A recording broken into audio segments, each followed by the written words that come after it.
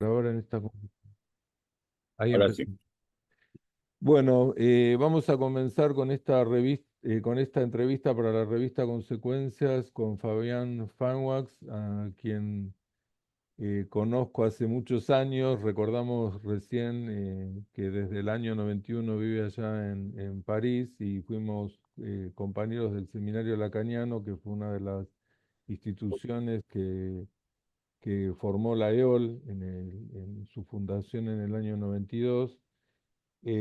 Fabián es miembro de la EOL, de la ESEF, docente del Departamento de Psicoanálisis de París 8, y también va a acompañarnos en la entrevista Julia Goldenberg, que es licenciada en Filosofía, psicoanalista y magíster en Relaciones Internacionales, que ha hecho un trabajo sobre las relaciones, intercambio científico con China.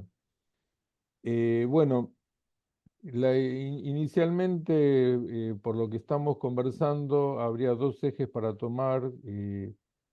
Originalmente la entrevista iba a ser sobre el superyo del siglo XXI, que es un punto que espero podamos tomar también. Pero hubo una contingencia que fue en el año 2011, cuando era moderador del blog de la MP.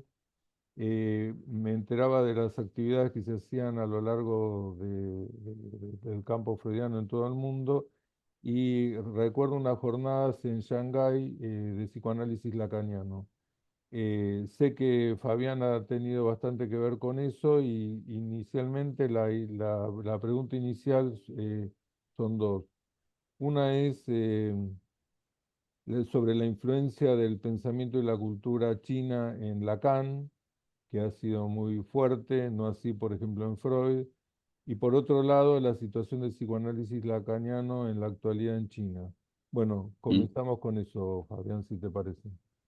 Muy bien, mucho gusto, en fin, mucho gusto con Julia, que no la conozco, y encantado de participar en esta entrevista que te agradezco. Efectivamente, nos va a permitir abordar algunas cuestiones muy interesantes en relación a Lacan y la relación con China. Lacan dice efectivamente en el seminario 18 que no hubiera sido Lacan si no hubiera estudiado chino, porque Lacan efectivamente estudió el idioma chino con Paul Diemeville.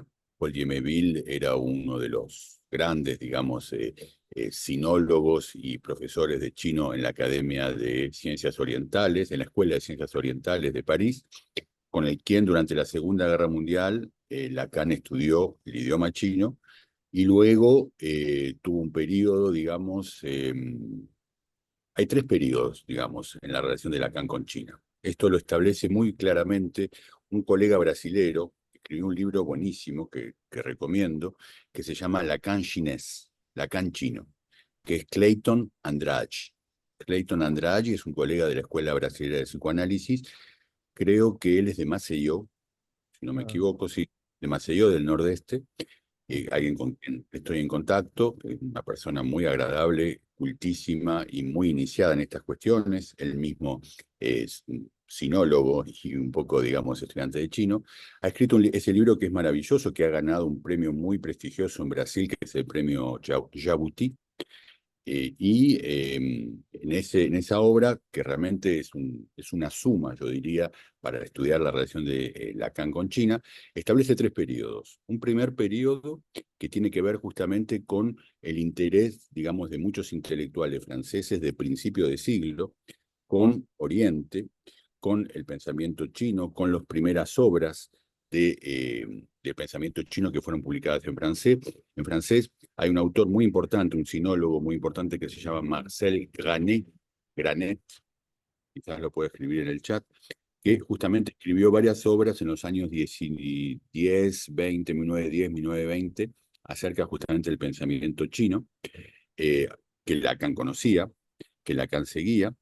Luego hay un segundo periodo que es justamente el estudio del idioma chino en esos años de la Segunda Guerra Mundial con Paul Diemeville, que es una referencia en sinología y en el idioma chino, y luego el encuentro con François Cheng, que todos conocemos, que hemos leído, que se hace que por dos periodos. Un primer periodo creo que es del año 69, 70 hasta el 74, luego se interrumpe y luego retoma Lacan contacto con Schenk a partir del año 77 hasta, creo, ya el final de su vida, ¿no? Que donde en realidad Lacan estudia con François Schenk más bien justamente lo que se llama el pensamiento chino, ¿no?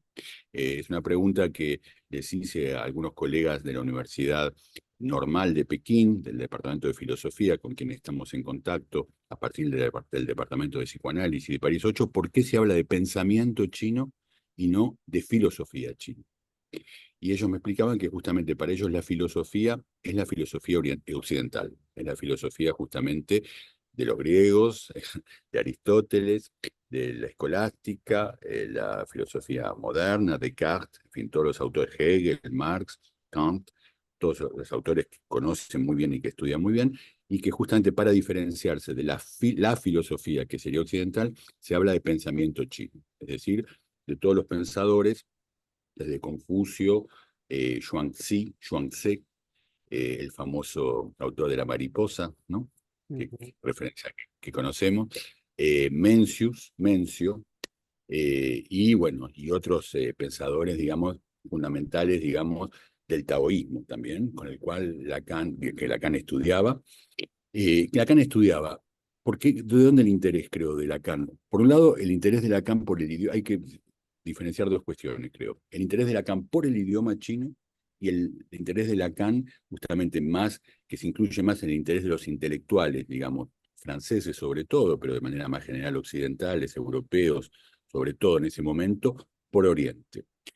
El interés de Lacan por el idioma tiene que ver justamente con las particularidades del idioma chino, que es un idioma justamente que, como saben, es un idioma, se dice ideográfico, para decir rápidamente la cuestión, aunque no son ideogramas, ya que justamente los caracteres no representan ideas, como se cree, sino justamente significantes, pero significantes que superpuestos permiten justamente producir significaciones.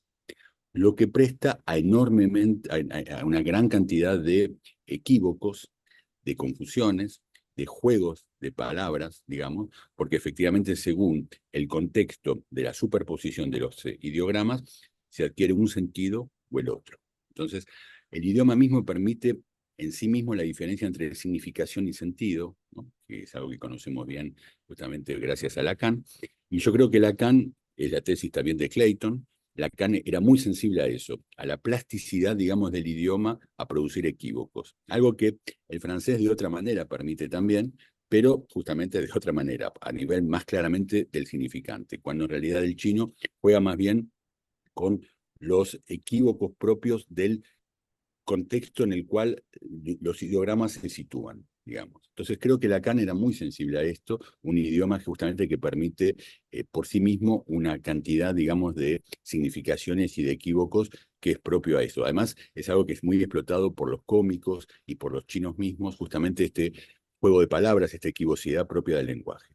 Esta es una cuestión. Luego está la cuestión del pensamiento chino, que efectivamente era algo muy propio, digamos, de los intelectuales de esa época, donde más bien, yo diría, se ponía a Oriente y a China y a Japón en particular, la India en un segundo plano quizás, como un sujeto supuesto saber, es decir, como justamente lo que permitía descifrar y aportar justamente un saber allí donde la filosofía occidental, bueno, tenía los límites, digamos, que se le conocen. Entonces, creo que muchos pensadores, podemos pensar en Kojev, por ejemplo, en el viaje de Kojev a Japón, y justamente cómo Kojev reconoce en Japón una cultura de dandis y una cultura que pertenece a el fin de la historia, según Hegel, es decir, esa frivolidad japonesa, ese interés por el detalle y por lo que a nosotros occidentados, como dice Lacan, nos puede parecer como una superficialidad, ¿no es cierto?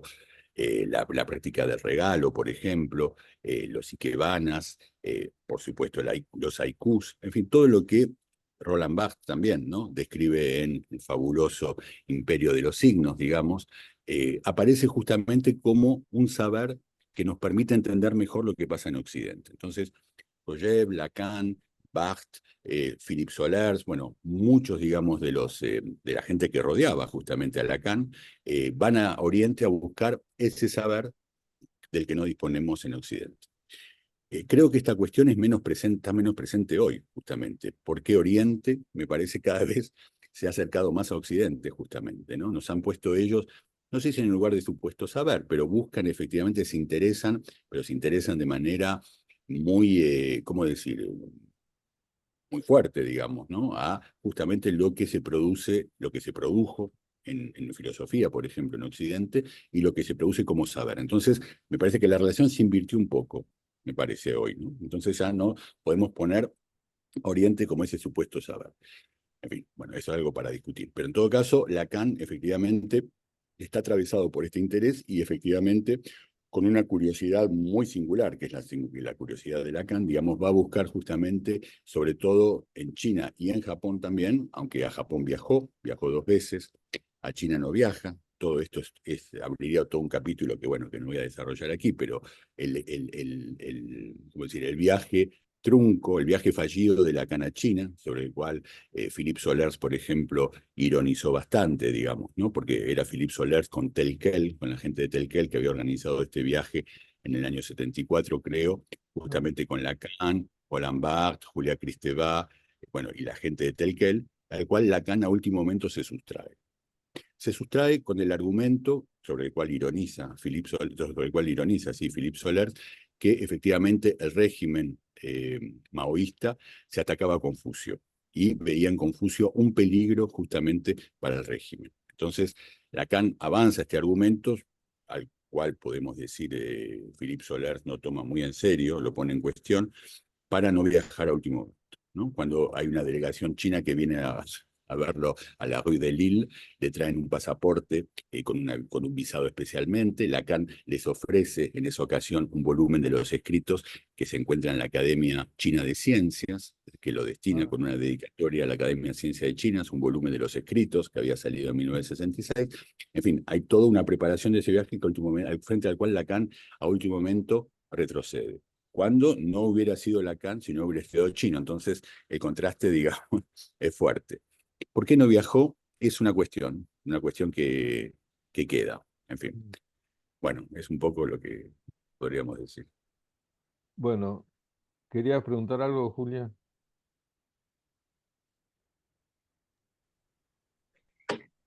Sí, escuchando me parece interesante el tema del saber, eh, porque se habla mucho de que justamente trabajan con la apropiación y la copia, ¿no? Compran no sé, un puerto y luego copian el mismo puerto, ¿no? Lo que pasa con Tela, lo que pasa con... O sea, entiendo que es un país donde se apropian mucho del saber occidental desde este lugar de la copia, pero me preguntaba cómo ves esa operación en relación al saber del psicoanálisis, porque no es tan sencillo como apropiarse y copiar. Hay mucho interés por Lacan. Mario evocaba en la introducción ese primer encuentro en el año 2011 con colegas de la Escuela de la Causa Freudiana. Nosotros participamos desde el año 2015 a un encuentro, digamos, casi anual con el Círculo Psicoanalítico de Chengdu, que es una referencia importantísima en China, al cual viene gente de distintos lugares de China digamos, para participar.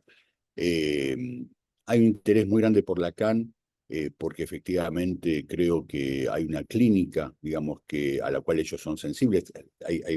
La gente trabaja mucho, hay muchos psicoterapeutas, digamos, en formación, eh, a los cuales, digamos, el saber que les imparten en la universidad no los convence. Entonces, aunque hay algunos docentes, por ejemplo, en Chengdu, en la Facultad de Psicología, hay docentes que son lacanianos y que enseñan Lacan, y hay un interés enorme por Lacan, hay una demanda muy grande por Lacan, podríamos decirlo así. Eh, la cultura china es una cultura ancestral, es una cultura que tiene ¿cómo se dice?, milenios. Sí, El sí. idioma chino, hay que pensar que el chino con el hebreo son los idiomas que se hablan hoy en la actualidad más antiguos del mundo. No sé el Ah, sánscrito, habría que ver porque creo que el sánscrito tuvo algunas variaciones. Pero el idioma chino, por supuesto, el chino de hoy no es el chino de hace 2 o 3 siglos. Fuimos a ver una ópera, por ejemplo, de Pekín, la famosa ópera de Pekín, de la cual Lacan habla en el Seminario 11. Fuimos a ver un espectáculo donde hay subtítulos en chino para los chinos, digamos, para que entiendan los chinos lo que se dice en la ópera, porque no entienden el idioma de la ópera, que es un chino de hace 2 siglos, digamos. Pero claro. salvo, digamos, esta variación, es el mismo idioma que se habla desde hace efectivamente casi 5.000 años, ¿no? Entonces, bueno, hay un orgullo también, diría yo, chino, justamente en esta civilización que es antiquísima, digamos, ¿no? Y que tiene un saber efectivamente milenario. Cuando uno lee a Lao Tse, cuando uno lee a Confucio, cuando uno lee a Chuang-Tzu, bueno, es maravilloso, qué sé yo, Lacan, efectivamente, uno entiende el interés de Lacan porque Lacan trajo mucho de las cuestiones, digamos, que, por ejemplo, leían Lao Tse al psicoanálisis, la relación de lo uno con lo múltiple, por ejemplo, presente en I Ching. Entonces, efectivamente, ¿cómo decir? Yo diría que es más bien un movimiento de intercambio. No estoy seguro creo que hay una resistencia en Lacan, particularmente como autor, para que, como decías vos, pueda ser apropiado, digamos, ¿no? Por la cultura china. Allí donde otros autores, como Marx, por ejemplo, que es el autor de referencia en las universidades, en las facultades de filosofía, Hegel, eh, Spinoza, estudio mucho Spinoza, son autores por ahí que pueden ser, yo diría de manera un poco rápida, quizás más fácilmente asimilados que Lacan, que es un autor que resiste, digamos, de manera universal, digamos, ¿no? No solamente a los chinos, digamos, a los colegas chinos, sino también a todo el mundo. Entonces me parece que Lacan en ese punto ofrece más resistencia, ¿no? A poder ser apropiado. Entonces es un momento interesante, me parece, por eso yo participo, por eso participamos varios colegas de la École de la COS, a justamente, bueno, hacer conocer Lacan, a difundir Lacan en lugares importantes como es la universidad, como es la Facultad de Filosofía, en grupos de supervisión colectivos con un traductor desde hace un tiempo ya, donde efectivamente Lacan suscita mucho interés. Los escritos, la mayoría de los escritos fueron traducidos, no todos. Un solo seminario se encuentra hoy traducido realmente, digamos, publicado de manera oficial, como es el Seminario 7, La ética del psicoanálisis. Hay dos seminarios, el Seminario 3 y el Seminario 17, el reverso del psicoanálisis, que fueron traducidos y que van a ser publicados dentro de poco, o sea que hay poco Lacan también traducido. Bueno, ¿qué va a O sea, pasar? recién empieza, de alguna manera. Exactamente, exactamente. Por mi parte hay una curiosidad, y yo creo que es la curiosidad de mis colegas también con los que viajamos, de ver qué pasa, ¿no? En ese encuentro, diría yo, entre Lacan y esta cultura, digamos, tan ancestral como es la China. Efectivamente es algo que recién comienza, que va a llevar mucho tiempo. Creo que bueno, no somos los únicos que vamos a China, tampoco. Hay muchos colegas franceses de otras escuelas lacanianas que desde hace unos años ya van a China y ya han desarrollado mucho trabajo allí también. Creo que es un momento efectivamente, eh, no sé cómo decirlo, pionero me parece muy rimbombante, pero es un momento inicial, me parece, que dura ya hace 10 años efectivamente, que es interesante. Ahora, ¿qué va a producir esto? No lo sabemos, y creo que no lo sabemos por anticipado. Entonces, Claro, la apuesta es pero, un poco, ¿qué perdón, va a veo que hay un interés, por un lado intelectual, epistémico, pero por otro lado hay un interés clínico, ¿no? Eso, Fundamental, hay un interés clínico fundamental, hay un interés clínico que, digamos, encuentra límites, ¿no? Como decíamos hace un rato en una conversación, justamente a partir de los principios del confucianismo, por ejemplo, de lo que es la piedad filial, un principio, digamos, muy implantado en todo Oriente, pero bueno, en China mucho más quizás, y que plantea un límite, digamos, respecto a los padres y el respeto a los ancianos, digamos, a la gente mayor, digamos, que plantea un límite en los análisis, por ejemplo, ¿no? Es algo de lo que hablamos muy seguido con los colegas chinos. Entonces, bueno, hay algo ahí que quizás va a producir, me parece a mí, en el mejor de los casos, en todo caso, podríamos decir es una apuesta, cierta erosión, digamos, ¿no? De lo que es la moral confuciana, ¿no? La moral, porque Confucio no solamente fue un filósofo, también es moralista, ¿no? Allí se lo ve, hay templos de Confucio allá, se lo venera como un autor donde lo religioso y lo filosófico, lo moral en todo caso, y casi lo religioso y lo filosófico se confunden, ¿no? Entonces, creo que es un momento justamente interesante de encuentro, de intercambio, ¿qué va a producir? No lo sabemos por anticipado y bueno, creo que es interesante, en todo caso para mí y para muchos de los colegas con los que viajamos, ver a qué esto va a dar lugar.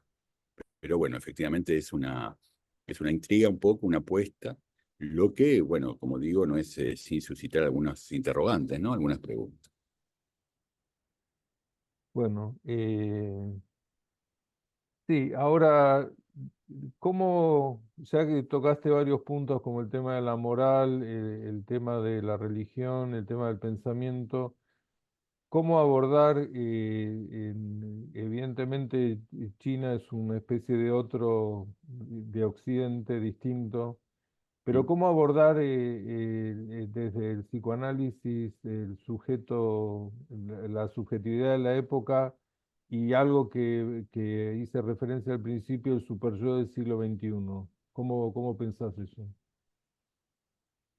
Bueno, hay algo que impresiona mucho llegando allí, que es el empuje al consumo, digamos, ¿no? O sea, cómo, digamos, el capitalismo de Estado, porque es un capitalismo regulado por el Estado, se ha desarrollado a un nivel, digamos, muy impresionante, ¿no? Digo esto porque lo del consumo uno lo puede asociar, ¿no? Como una modalidad del empuje al goce, al cual justamente el superyo en nuestra época contribuye, digamos, ¿no? Es muy fuerte para ellos poder viajar. Uno sabe, conociendo un poco la historia de China, que no podían, no viajaban, digamos, no podían viajar internamente. Hay mucho turismo interno, es muy impresionante eso, y hay mucho turismo para afuera, digamos, no para el exterior. Pero esto se plantea muy, yo diría más, quizás, bueno, hay que ver en qué nivel social, ¿no? Y en qué nivel cultural, pero más como un empuje al consumo que como un interés cultural que también existe, quizás más en algunas, ¿cómo decir?, algunos grupos, digamos, más esclarecidos, ¿no? En las grandes ciudades, ¿no? Eh, eh, Esta alianza, digamos, entre el capital y un gobierno, digamos, lo que es el, el- el- el Partido Comunista, digamos, ¿no? Bueno, es muy particular, ¿no? Es decir, es un desarrollo, digamos, de justamente de lo que permitió, digamos, ¿no? Cuando uno hace un poco la historia del capitalismo, desarrollar el capitalismo, ¿no? Podemos referirnos a la obra Princeps, ¿no? La ética protestante, ¿no? Y el desarrollo del capitalismo de Weber, a más para acá. Todo eso aparece como comprimido, yo diría, o por qué no decirlo así, forcluido, podríamos decir, en esta apertura al consumo, digamos, de masas, ¿no?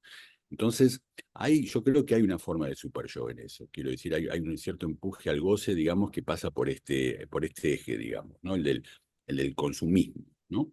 Definiendo consumo de consumismo, ¿no? La ideología del consumo, que es muy fuerte, y también, ¿por qué no? Pero va de la mano con esto, una fascinación muy fuerte por la tecnología, ¿no? Que está muy presente, digamos, en la sociedad, ¿no? El desarrollo tecnológico, bueno, que puede ser fascinante hasta cierto punto, pero que, bueno, que implica ciertos riesgos, digamos, a nivel de la vida privada, digamos, ¿no? De la inmixción en la vida privada.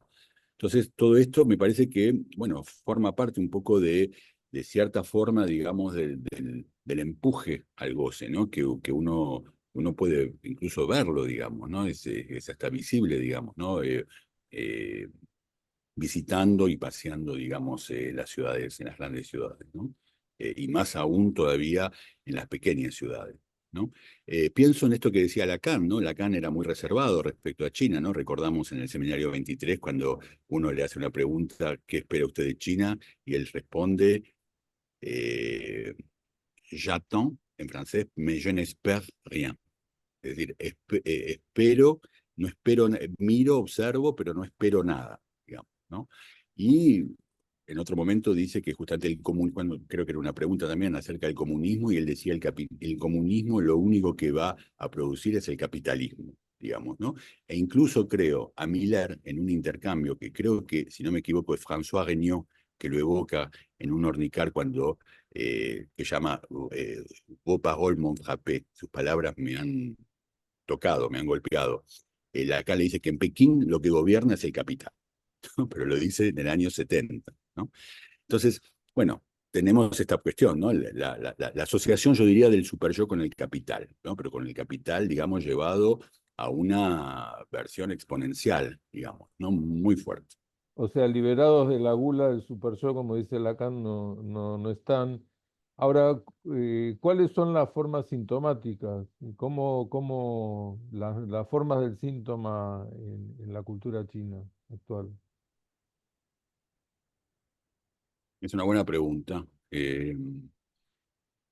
Mirá, lo que veo en los controles, por ejemplo, y en los casos clínicos, es que los síntomas pasan mucho efectivamente por una suerte de dificultad en los más jóvenes, digamos, podríamos decir en la gente de hasta los 30 años, en poder hacer con los semblantes de los más viejos, o los semblantes de la cultura, digamos, ¿no?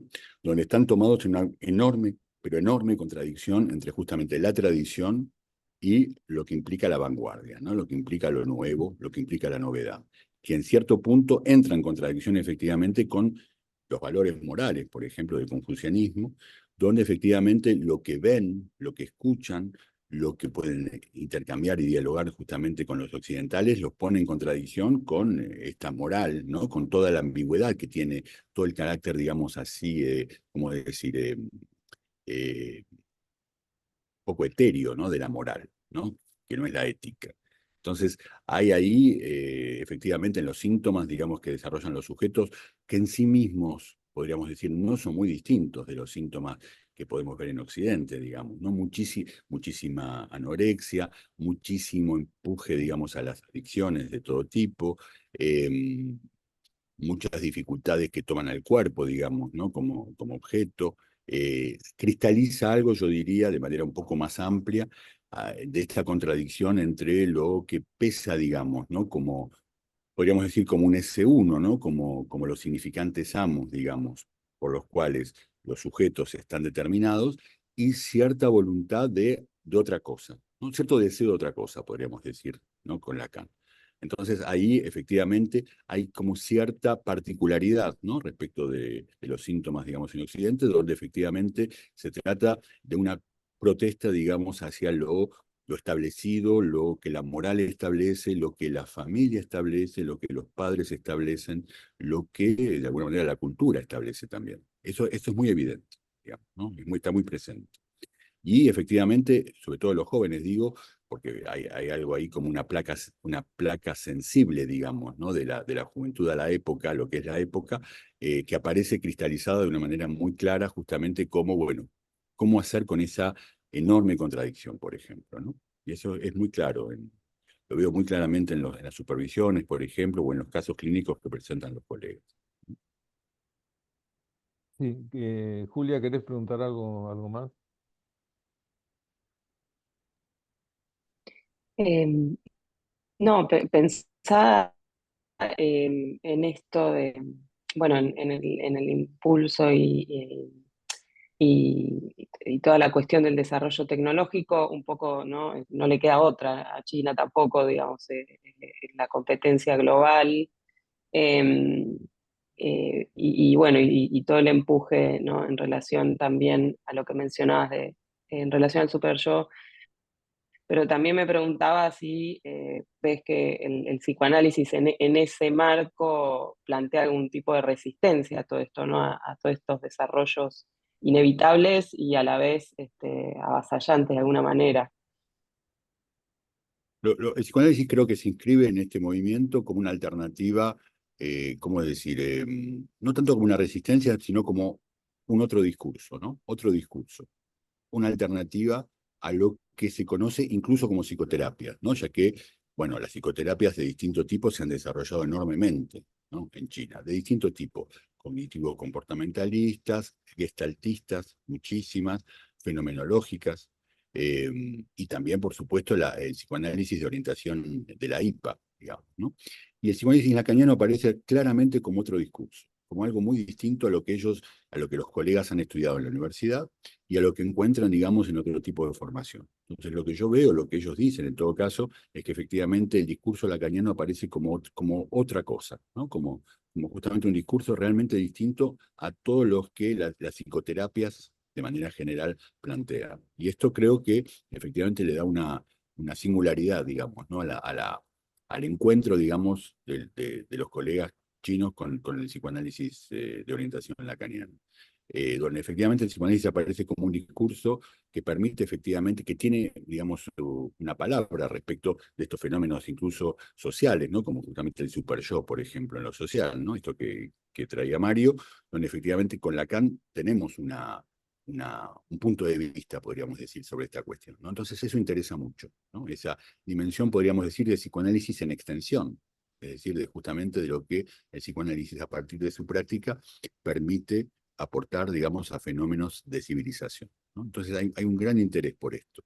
Y creo que efectivamente esto nos diferencia de alguna manera en la orientación lacaniana de otras psicoterapias, ¿no? Y los colegas son muy sensibles a eso, son realmente sensibles, aunque efectivamente, bueno, cada uno está en un momento distinto de su formación y quizás, bueno, hay muchas cosas que, bueno, que llevarán un tiempo poder asimilar y comprender, digamos, ¿no? Ya que justamente la enseñanza de Lacan, ella misma ofrece una resistencia per se, digamos. Sí, sí, pero lo que me parece interesante es que se trata de un otro simbólico, de un otro cultural muy distinto al de Occidente, ¿no? Y justamente te quería preguntar sobre eso porque en Occidente no la tenemos fácil, digamos, cómo pensar esta época que no es tan favorable para el psicoanálisis, donde es una época de guerra, de auge de la ultraderecha. O sea, el panorama en pocos años ha cambiado muchísimo, ¿no? Para nosotros. Y no sé, ahí no sé hasta qué punto, digamos, China aparece como ¿cómo decir? Como una alternativa, ¿no? Como una alteridad, digamos, a lo que, por ejemplo, el ascenso de las derechas aparece, digamos, o plantea en Occidente.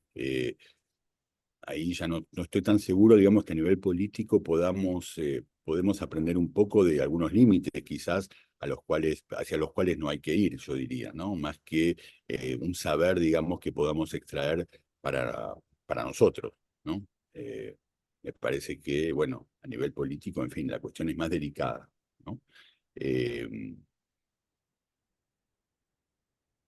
Pero ¿y cómo ves el panorama, por ejemplo, en Europa? Porque evidentemente algo pasa respecto de la subjetividad actual, donde ciertas cosas que parecían haberse superado respecto de la diversidad, de los derechos humanos, o sea, es como si todo eso hubiera vuelto para atrás, ¿no?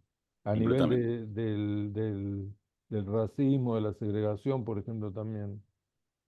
No, el discurso del odio, digamos, el discurso del rechazo a lo otro, ¿no? A la alteridad, efectivamente ha retornado de la manera más brutal, digamos, ¿no? Y es difícil, digamos, en Europa hoy, en Europa de manera general, por supuesto, habría que entrar en las particularidades de cada país, pero efectivamente es muy difícil hoy sostener, digamos, un discurso que pueda, digamos, sostenerse justamente como una alternativa a este retorno, digamos, a lo peor de lo que fue la historia de Europa, digamos, ¿no? Que es una historia de guerras, de masacres, de, de, de, de ataques, digamos, a lo otro justamente bajo distintas formas, y lo que aparece hoy también, digamos, ¿no? Como una alteridad, digamos, ¿no?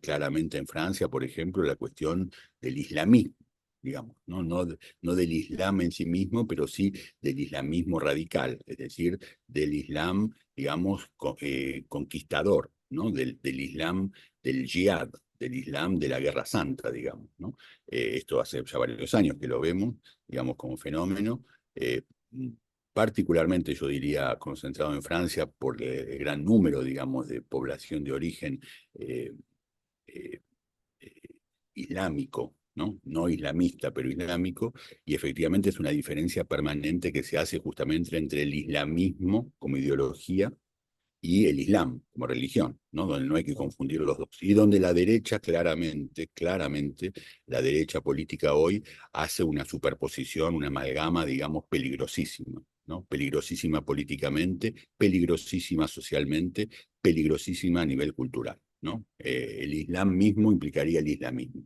Y yo creo que esa amalgama es algo frente a lo cual no hay que ceder, digamos, insisto, en lo cual la derecha, intelectuales de derecha aquí en Francia ceden muy fácilmente, justamente, y me parece que es una línea roja que no hay que franquear porque efectivamente es un llamado de vuelta a lo peor, es un llamado al odio justamente de lo que representan, digamos, grandes poblaciones, sobre todo en Francia, pero en otros países también, vamos a decir, de origen islámico, ¿no? Claro. Entonces, la cuestión aparece concentrada en torno a esto. Pero bueno, vemos el retorno de esto hoy, lo hemos visto recientemente en la campaña de las legislativas en Francia, con el gran, bueno, y desde el 7 de octubre, con el gran ascenso del antisemitismo, ¿no? Particularmente en Francia, y de un antisemitismo de izquierda que, como decía Daniel Cohn-Bendit, siempre existió, más como bajo la forma de antisionismo que de antisemitismo, digamos, ¿no? Una protesta frente a la existencia misma del Estado de Israel, que siempre existió en la extrema izquierda. Eso Dani Cohn-Bendit está bien situado para poder hablar de eso, pero que hoy, digamos, se exhibe de manera descomplejada, digamos, sin un complejo, digamos, ¿no? Sobre todo, efectivamente, por lo que fue, digamos, la campaña, por ejemplo, de las legislativas, que tuvieron lugar cuando a fin de junio, si no me equivoco, donde se explotó el conflicto, digamos, en Medio Oriente como un argumento electoral, ¿no? Digamos, y esto como, creo yo, como una como no una alternativa, como a defecto de poder avanzar un verdadero programa de izquierda, por ejemplo, ¿no? Entonces, esto realmente, ahí se ve claramente yo diría, cierta impotencia de izquierda o de algunos partidos de izquierda en poder avanzar un verdadero proyecto alternativo a nivel social, a nivel económico sobre todo, y a nivel cultural, que es una cuestión, digamos, urgente aquí en Europa. Entonces, ahí también se ve como la exacerbación o la explotación, la instrumentalización del odio del lado de la izquierda. O sea que hay que ver un poco también eso, ¿no? Y creo que ahí la distinción de Lacan entre el full, ¿no? De izquierda y el Kneip de derecha, el intelectual de izquierda y el intelectual de derecha, creo que están en el seminario 7, esta diferenciación, es de crucial actualidad. Es como si efectivamente Lacan, cuando habla en esa época del intelectual de derecha y del intelectual de izquierda, para diferenciar, podríamos decir, la posición del psicoanalista respecto a estos dos polos, es hoy completamente actual. Sí, sí. Lo que es llamativo y sorprendente es cómo saltamos de una exacerbación del consumo en relación al siglo XXI que comenzó así y de la tecnología a estas nuevas formas retrógradas, digamos, en la política que no era algo calculado, supongo, hace 10 años, por ejemplo, ¿no? Para nada, creo que ahí hay una cierta, aunque creo que no hay que darle mucha manija, digamos, ¿no? A la cuestión, creo yo, del wokismo. Creo que efectivamente el discurso woke es muy fuerte, ha sido muy fuerte aquí en Francia por justamente la presencia de poblaciones, digamos, de origen, distintos orígenes migratorios, y que efectivamente se ha enraizado y se ha implantado muy rápidamente. Y efectivamente lo que el wokismo trae también como ideología, como otra ideología, digamos, ya de izquierda, es cierto, ¿cómo decir? Cierto odio de la diferencia también, ¿no? Al revés, del lado de las minorías hacia las mayorías, digamos, ¿no? Entonces hay como un retorno del odio del lado de los que fueron excluidos, ciertamente, durante mucho tiempo, como un retorno ¿cómo decir? De golpe del lado justamente de las minorías que se han analizado mucho y que efectivamente retorna de la peor manera, digamos, ¿no? No como reconocimiento de la diferencia, sino como derecho a poder odiar a digamos, lo que fue, digamos, un discurso mayoritario, ¿no? Dentro del cual justamente se incluye el psicoanálisis, ¿no? Es decir, hay que ver esto también, ¿no? Ah, sí. Digamos, como, ¿Cómo claro, es eso? como discurso colonial, por ejemplo, como discurso colonial, como, digamos, lo que se desarrolla hoy en algunos departamentos, por ejemplo, en las universidades más progresistas, pasaje, digamos, de un interés a cuestiones de género, a cuestiones postcoloniales y cuestiones de raza, cuestión que no existía aquí en Francia, por ejemplo, era un significante que estaba completamente, yo diría, prohibido, por no decir reprimido, justamente, ¿no? No se podía hablar en términos de raza. Es un término muy en circulación, muy, digamos, existente en Estados Unidos, digamos, desde hace mucho tiempo, ¿no? En los Sí. estudios raciales, por ejemplo, en los estudios culturales, se ha importado eso de manera directa, digamos, aquí, y efectivamente se ha explotado de la peor manera, yo diría. Es decir, no dando lugar a la posibilidad de ver cómo se integran a poblaciones de origen, digamos, distinto que las nacionales, para decirlo digamos, de una forma, y más bien como justamente una negación, y yo diría incluso una agresividad o un odio hacia justamente lo que aparece como discurso hegemónico, dentro del cual se incluye el psicoanálisis. Preciado, por ejemplo, Paul Preciado lo dice claramente en el discurso que hizo en la École de la Cause, en el librito Soy un monstruo que habla, donde efectivamente asimila el psicoanálisis a un discurso colonialista, patriarcal y segregacionista a nivel racial, lo que sería muy difícil encontrar en Lacan, digamos, cualquiera de estos tres aspectos, digamos, ¿no?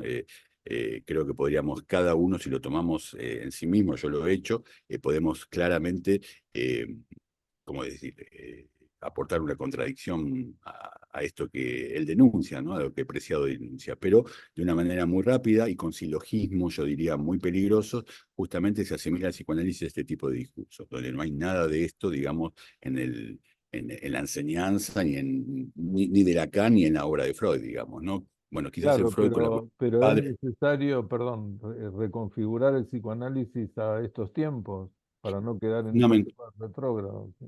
es fundamental, yo creo que es fundamental, hay que encontrar la manera de hacerlo, lo que no es fácil, decir lo que es el psicoanálisis, porque efectivamente lo que retorna, digamos, bajo autores como Preciado, podemos remontar a Butler también, ¿no? Donde Butler efectivamente hacía del psicoanálisis un guardián de la norma hetero, ¿no? De la heteronormatividad, por ejemplo, Bueno, que no hay Foucault también. Sí. con Foucault, con una mala lectura de Foucault, con una lectura, yo diría, muy, ¿cómo se dice? Muy parcial de Foucault, justamente imputar al psicoanálisis la inscripción en un saber-poder, ¿no? Y efectivamente en un orden hetero y efectivamente patriarcal, ¿no? Donde no hay nada en la clínica analítica, ¿no? En los casos que uno puede presentar, donde se vea que el analista opera en este sentido, ¿no? Con Lacan. Quizás sí en el análisis IPA, hay que ver, pero en todo caso con Lacan no. Y esto produce ¿cómo diría? Yo no diría un malentendido, diría algo más radical, ¿no? Una suerte de ignorancia eh, organizada, ¿no? Es un término que utiliza Anne-Emmanuel Berger en un libro sobre el género que es muy interesante, una ignorancia concertada. Es decir, una voluntad de la parte de estos autores, muy importante, como Butler, como Preciado, de justamente ignorar lo que dice el psicoanálisis. Ahora, ya que tomaste y pudiste decir algo de las nuevas formas del síntoma en China, y teniendo en cuenta este contexto donde creo que el significante más prevalente es el odio, eh, ¿cuáles, cuáles son para vos las nuevas formas del síntoma ahora allí en Europa, ¿no?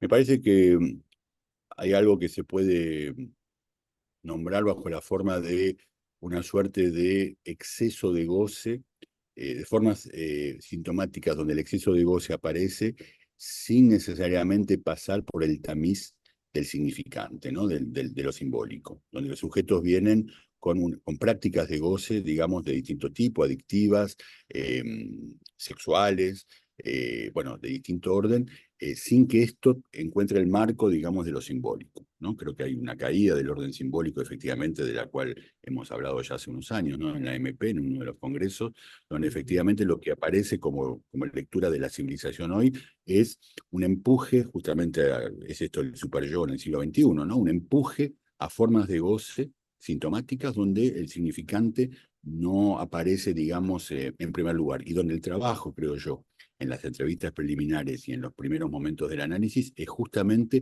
poder aportar, poder nombrar, yo diría, y hay toda la teoría de la nominación en Lacan, ¿no? Como aparece sobre todo en el seminario de RCI, permite justamente aportar la manera de la respuesta, digamos, la buena respuesta a estas formas de goces a partir del nombre, ¿no? A partir de el nombre propio de goce, por ejemplo, del sujeto, de un goce que no es el goce reducido del final del análisis, no es el goce Mm. del síntoma, pero sí son formas de goce que, digamos, no son dúctiles a la palabra, no son dúctiles al significante, ¿no? Y que esta nominación lo veo yo en mi clínica, pero lo veo en la clínica de los colegas también, produce efectivamente un efecto de apaciguamiento en el primer tiempo del goce y una apertura a lo que no aparece en primer momento tampoco, que es una pregunta, digamos, ¿no? Algo del orden de una pregunta, de un cuestionamiento de por qué a mí, por qué yo, por qué me pasa esto, sino más bien no soporto más el exceso de goce, ¿no? Entonces creo que es un poco, no sé si está bien dicho así, ¿no? Pero me parece que hay formas, digamos, sintomáticas que cobran esta forma, digamos, ¿no?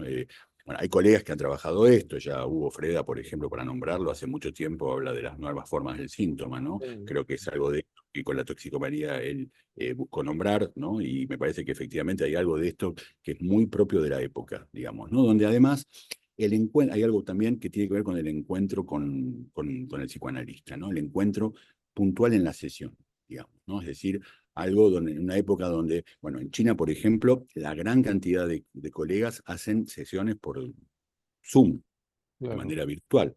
Entonces, también forma parte del trabajo nuestro un poco de marcar la diferencia, porque ellos no ven mucho la diferencia entre hacer sesiones por Zoom y sesiones en presencial. Es cierto que las distancias allí son enormes y que muchas veces tienen demandas de pacientes de otras ciudades a los cuales no pueden orientar, entonces que tienen que tomar lo que quizás sea un pretexto también, por vía virtual. Pero efectivamente el encuentro, yo diría, con el cuerpo, digamos, ¿no? Del analista y en la sesión, es algo de lo cual Lacan ha hablado mucho, justamente, ha teorizado mucho, me parece que también tiene un efecto a nivel de la palabra, allí donde hoy todo, digamos, más bien tiene tendencia, y creo que es una de las formas del empuje al goce hoy, a pasar por vía virtual, ¿no? El super yo en el siglo XXI se manifiesta también por este medio, digamos, que es maravilloso por un lado, porque nos permite hacer esta entrevista, pero al mismo tiempo que hay que poder utilizar con moderación porque fácilmente puede bascular del lado de un empuje al goce, ¿no?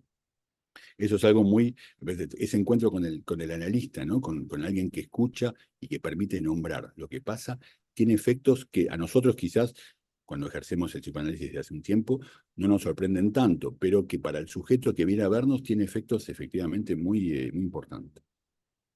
Sí, un poco para ir concluyendo, recordaba la conferencia de Miller aquí en el 2012, donde hablaba de la alianza entre el discurso capitalista y el discurso de la ciencia, que habían, digamos, separado lo real de la naturaleza y había de alguna manera eh, destruido la tradición, si podemos decirlo así. El contraste entre lo que decías de China, donde hay un orden simbólico muy fuerte, con este gran desorden de lo real que, bueno, que nos llevó a este momento de guerra y odio, ¿no? Tal cual. Ahora, no sé si es una pregunta que se puede contestar, pero ¿qué nos espera? Bueno, ¿qué nos espera? No sé, pero como evoqué justamente el islamismo, que también es un discurso de lo simbólico muy fuerte, porque es una religión de lo uno, ¿no? El Islam, y con este peso de lo simbólico, efectivamente, que vos evocás en China, tenemos ahí dos polos, podríamos decir, que desafían un poco al orden actual, digamos, del goce, ¿no? Al régimen de goce, como dice Lacan y como Miller lo retoma muy seguido, en Occidente, digamos. Ahora, ¿qué puede pasar? Y por ahí es un poco temprano para decirlo, pero es cierto que uno ve la colisión de estos dos órdenes muy distintos, ¿no? Lo ve con la cuestión política que evocábamos hace un rato, y efectivamente lo vemos en China, donde efectivamente por un lado está este desarrollo exacerbado de la tecnología y del capitalismo, aliados, y por otro lado el peso de lo simbólico, de la tradición, que es muy fuerte. Veremos qué pasa, efectivamente. Creo que Veremos. uno de los desafíos que nos llevan a viajar es un poco ese también, ¿no? De ver un poco en ese encuentro qué se produce, digamos, ¿no? Pero efectivamente algo se va a producir. Quizás no lo mejor, ya que Lacan nos preserva un poco de creer en el progreso, ¿no es cierto? Así que, en fin, Sí, quizás sí, no sea lo mejor que se produzca. claro. Bueno, muchísimas gracias. Julia, ¿querías decir algunas palabras para ir concluyendo? No, pensaba en los aportes quizá de las teorías de las relaciones internacionales que plantean justamente que estamos en un periodo de caída del hegemón, en donde Occidente está perdiendo, la hegemonía norteamericana está en decadencia, y el auge de Asia, el auge de estos sistemas, estos países, ¿no? que están en pleno crecimiento y dinamismo, y eso me parece que impacta, ¿no? También en ciertas instancias de conservadurismos y ciertos retrocesos que se mencionaban, y seguramente también estas transformaciones de poder global seguramente también atraviesan la teoría, las teorías, ¿no? El psicoanálisis y bueno, filosofías, etcétera. Nada, me genera esa reflexión cuando los escuchaba. Sí, sí, completamente de acuerdo. Y para ir en tu sentido, me parece que a lo que debemos mantenernos muy vigilantes, muy atentos, son a los síntomas de la democracia también, porque efectivamente en estos dos órdenes que evocábamos, la democracia no es el régimen, digamos, que prevalece, ¿no es cierto? Entonces, defender, digamos, este sistema que tiene muchísimos límites, muchísimos síntomas y muchísimas enfermedades, como es la democracia, cada vez más, además, sobre todo cuando efectivamente bajo, digamos, un régimen democrático vemos el ascenso de las extremas derechas en los países, en la mayoría de los países de Europa hoy y en Argentina también, ¿no? Fenómeno nuevo, Ni ¿no? hablar. Con Milei, Mm. lo hemos visto con Bolsonaro en Brasil, efectivamente nos obliga a mantenernos súper atentos a las derivas de la democracia, porque efectivamente hay que recordar siempre que Hitler fue elegido de manera democrática también, ¿no? Es el ejemplo siempre que se trae, que es un poco el efecto Godwin, ¿no? Pero efectivamente citar a Hitler como citar lo peor, pero al mismo tiempo es cierto, es una realidad histórica, digamos, ¿no? Que es muchas veces evocada cuando efectivamente se evoca que, bueno, líderes autocráticos, líderes efectivamente como los que vemos hoy con Milei, con lo que vemos en la extrema derecha aquí en Francia, con Meloni en Italia, en fin, bueno, podemos seguir la lista, son líderes elegidos democráticamente. Sí, sí, qué problema. Bueno, muchísimas gracias Fabián, Julia, y realmente fue una excelente entrevista. Bueno.